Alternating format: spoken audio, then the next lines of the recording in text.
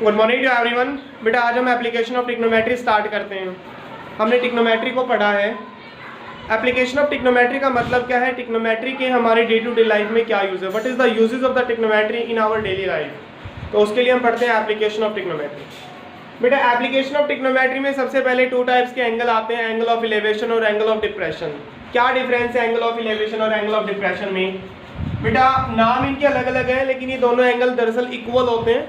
Angle of elevation और angle of depression एक प्रकार से अल्टरनेट इंटीरियर एंगल्स होते हैं। एंगल ऑफ इलेवेशन बेटा जो एंगल बेस से टॉप के साथ बनता है, यहाँ पे सपोज एंगल थीटा है, जो एंगल बेस से टॉप के साथ बनता है उसको आप एंगल ऑफ इलेवेशन बोलते हो।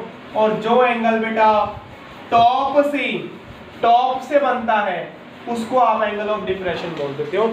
आपको पता है ये हॉरिजॉन्टल लाइंस है, ये पैरेलल होती हैं, तो ये एंगल कैसे एंगल हो जाएंगे, अल्टरनेटिव इंटीरियर एंगल्स। कैसे एंगल हो जाएंगे बेटा, ये alternative interior angles. Angle of elevation base के साथ बनता है, एंगल ऑफ डिप्रेशन जो है वो टॉप के साथ बनता है। एंगल ऑफ इलेवेशन बेस के साथ बनता है, एंगल ऑफ डिप्रेशन टॉप के साथ बनता है। ये दोनों एंगल इक्वल होते हैं। ठीक है, फर्स्ट क्वेश्चन देखो। एनसीईआरटी की जो आपकी एक्सरसाइज है, एक्सरसाइज 9.1 बेटा उसका फर्स्ट क्वेश्चन है। स्टेटमेंट देखो उसकी क्या है। ये कह रहा है, a circus artist is climbing a 20 metre long rope. कोई सर्कस आर्टिस्ट है बेटा, वो एक 20 मीटर लंबी रस्सी के ऊपर चलता है, which is tightly stretched and tied from the top of a vertical pole. बेटा जो रॉप है उसमें कहीं पे भी ढील नहीं है, कंप्लीटली स्ट्रेच्ड है वो, और उसको आप एक वर्टिकल पोल से बांध देते हो। सपोज बेटा ये आपने मान लिया कोई वर्टिकल पोल है, ठीक है, ए बी जो है कोई वर्टिकल पोल है। ये कोई आपके पास रोप हो गई एसी जिसकी लेंथ आपको दे रखी है 20 मीटर, ठीक है, और ये कंप्लीटली स्ट्रेच्ड है। ये वर्टिकल पोल है ए बी। अभी कह रहा find the height of the pole if the angle by the rope with the ground level is of 30 degree. बेटा ये जो रोप है ये ग्राउंड लेवल के साथ कितने डिग्री का एंगल क्रिएट कर रही है? बेटा 30 डिग्री का एंगल क्रिएट कर रही है। इस कंडीशन में आपने फाइंड आउट करना है height of the pole. Height of the pole यानी ए बी आपने फाइंड आउट करना है। बेटा बहुत ही सिंपल सा क्वेश्चन है। देखो एप्लीकेशन ऑफ ट्रिग्नोमेट्री से आप इसको कैसे फाइंड आउट करेंगे। किसी भी राइट एंगल ट्राइंगल में जब भी आपको दो साइड्स दे रखी होती हैं, किसी भी राइट एंगल ट्राइंगल में जब भी आपको दो साइड्स दे रखी होती है तो आप पाइथागोरस थ्योरम से तीसरी साइड निकाल सकते हैं।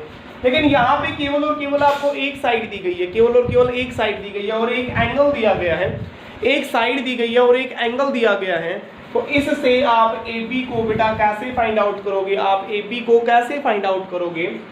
बेटा जो साइड आपने फाइंड आउट करनी है उसको लिख लो। आपने ए बी फाइंड आउट करना है, जो आपको गिवन है उसको लिख लो, A B upon A C, A B upon A C, A B upon A C. बेटा ए बी जो है वो यहाँ पे रिप्रेजेंट कर रहा है परपेंडिकुलर को, और बी सी जो है वो ए सी जो है वो रिप्रेजेंट कर रहा है हाइपोटेन्यूज को। Perpendicular upon hypotenuse. बेटा परपेंडिकुलर अपॉन हाइपोटेन्यूज ये आपको पता है साइन के इक्वल होता है, और एंगल यहाँ पे आपको दे रखा है 30 डिग्री का, तो ये हो जाएगा साइन ऑफ 30। सिंपल सा क्वेश्चन है बेटा, जो साइड फाइंड आउट करनी है वो ऊपर लिख लो, जो आपको दे रखी है वो नीचे लिख लो। जब राइट एंगल ट्राइंगल की दो साइड्स को आप रेशियो में पुट करेंगे ना, तो डेफिनेटली किसी न किसी ट्रिग्नोमेट्रिक रेशियो को इंडिकेट करेगी। A B upon A C, A B means perpendicular, A C means hypotenuse. Perpendicular upon hypotenuse which is equals to sine, angle आपको गिवन है 30 डिग्री, ये हो गया आपके पास साइन ऑफ 30। बेटा ए बी यहाँ पे आप फाइंड आउट कर रहे हो, ए सी आपको दे रखा है 20 का, और साइन 30 आपको पता है बेटा इक्वल होता है 1/2 के। साइन 30 किसके इक्वल होता है? 1/2 के। तो यहाँ से ए बी की वैल्यू आ जाएगी बेटा, ये जो 20 मल्टी डिवाइड में दे रखा है ये मल्टीप्लाई में चला जाएगा, 1/2 क्रॉस 20 कैंसिल आउट कर देंगे 10 मीटर, यानी ये जो वर्टिकल पोल है इसकी हाइट हमारे पास आ जाएगी 10 मीटर। क्लियर है बेटा क्वेश्चन? नेक्स्ट देखो सेकंड क्वेश्चन है, सेकंड को एक्सप्लेन कर रहे हैं बेटा, 16 आपने खुद करना है। ये कह रहा है a tree breaks due to the storm. आपको कोई भी एक पेड़ दे रखा है, ये सपोज ए बी जो है वो ट्री होगी, पॉइंट सी से ही टूट जाती है। A tree breaks due to the storm and the broken parts bends such that its top where touches the ground makes an angle of 30 degree. इसका top जहां पे ग्राउंड को टच कर रहा है वहां पे एंगल बन रहा है 30 डिग्री का।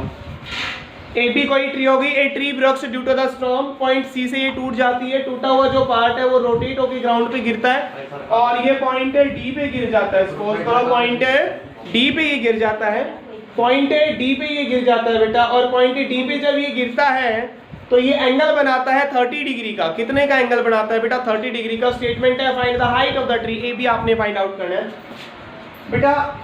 और एक वैल्यू और गिवन है, जहां पे इसका टॉप ग्राउंड को टच करता है वो डिस्टेंस 8 मीटर दे रखी है from the foot of the tree. जहां पे इसका टॉप ग्राउंड को टच कर रहा है वो डिस्टेंस आपको 8 मीटर दे रखी है from the foot of the tree. ठीक है बेटा, सी बी डी एक ट्राइंगल है, इसमें आपको एक साइड दे रखी है और एक एंगल दे रखा है, तो आप बीसी भी निकाल सकते हैं और सीडी भी निकाल सकते हैं। अभी आपको बताया था एक साइड और एक एंगल दिया जाता है तो आप उसकी सारी साइड्स निकाल सकते हैं। ठीक है, तो बेटा बीसी और सीडी आप निकाल सकते हो, लेकिन फाइंड आउट आपने क्या करना है? ए बी फाइंड आउट करना है। तो ए बी कैसे आएगा? ए बी को आप लिख सकते हो A C plus B C, A C plus B C. B C तो ठीक है, हम फाइंड आउट कर लेंगे। ए सी कैसे फाइंड आउट करेंगे? आपको पता है बेटा ए सी जो है ना वो सी डी के इक्वल है। बेटा ए सी जो है वो इक्वल है सी डी के। क्यों इक्वल है? क्योंकि यहाँ से जो पार्ट टूटा था वही पार्ट रोटेट होके बेटा नीचे गिरा है। इट मींस ए सी जो है वो सी डी के इक्वल है। तो यहाँ पे आप ए सी को रिप्लेस कर सकते हो सी डी से, ए बी की वैल्यू आ जाएगी C D plus B C. ये हमारे पास हाइट ऑफ द ट्री आ जाएगी। सी डी और बी सी बेटा दोनों आप यहाँ से निकाल सकते हो। ठीक है, सी बी डी ट्राइंगल के अंदर आप निकाल सकते हो। जो साइड फाइंड आउट करनी है उसको ऊपर लिख लेना। एक प्रकार से ऐसे दो क्वेश्चन हो गए, पहले आपने बी सी फाइंड आउट करनी पड़ेगी, फिर सी डी फाइंड आउट करनी, फिर आप दोनों को क्या कर दोगे? ऐड कर दोगे। तैयार करना बेटा इन दोनों क्वेश्चन को।